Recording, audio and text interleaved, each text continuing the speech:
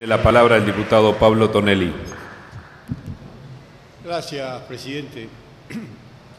Al tiempo de la sanción de nuestra Constitución Nacional, en 1853, nuestro país ya enfrentaba el primer default de nuestra historia, la primera cesación de pagos. Era la deuda, la famosa deuda con la Baring Brothers de Londres. Seguramente influenciados por esa circunstancia, los constituyentes de 1853 incluyeron entre las facultades, entre las atribuciones del Congreso, la de arreglar la deuda externa. Eso es lo que estamos tratando hoy, de arreglar la deuda externa, de ejercer esa atribución que la Constitución de 1853, la Constitución histórica, nos confiere. Deuda que tiene su historia, que no voy a recordar en su totalidad porque todos los diputados la conocen, pero sí voy a recordar un punto esencial, y es que la deuda que queremos arreglar es una deuda reconocida en una sentencia judicial que está firme, que es definitivamente insusceptible de recurso alguno. Sentencia, por otra parte, que fue dictada en una jurisdicción extraña a nuestro país, fue dictada en la ciudad de Nueva York, porque el país voluntariamente se sometió a esa jurisdicción para dirimir cualquier conflicto derivado del cumplimiento de los pagos de los bonos que finalmente no fueron pagados. Es decir, que estamos frente a una deuda externa originada en una sentencia insusceptible de recurso alguno. No queda más remedio que cumplir la sentencia. La otra alternativa, a la que en todo caso me voy a referir más adelante, es definitivamente desechable. Para cumplir con esa atribución que la Constitución nos confiere, que es la de arreglar la deuda externa y solucionar este problema que ciertamente hemos heredado, hay una ley que lo impide, que es la llamada Ley Cerrojo, que le prohíbe al Congreso negociar o acordar el pago de la deuda. Esa ley pudo haber estado justificada en su momento frente a una negociación para salir del estado de cesación de pagos y acordar con los acreedores un canje de bonos. Pudo haber sido correcta transitoriamente, pero no cabe ninguna duda que no puede regir sine die, porque no es posible que rija para siempre una ley que le cercena al Congreso una atribución conferida por la Constitución Nacional.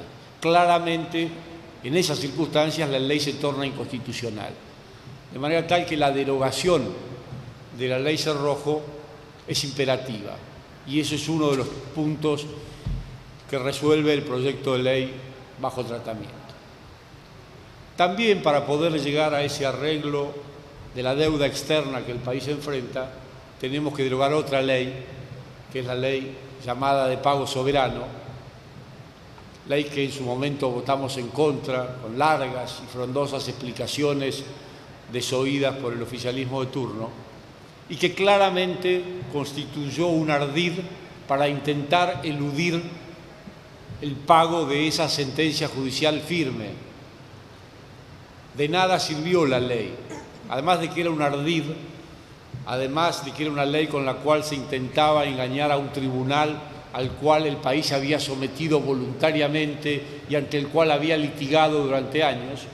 De nada sirvió, porque la situación de cesación de pagos, la situación de default de la que se quiso salir con esa ley, subsiste y se agrava día a día como consecuencia del incumplimiento de la sentencia, que hace que el país día a día vea incrementada esa deuda con intereses notoriamente elevados.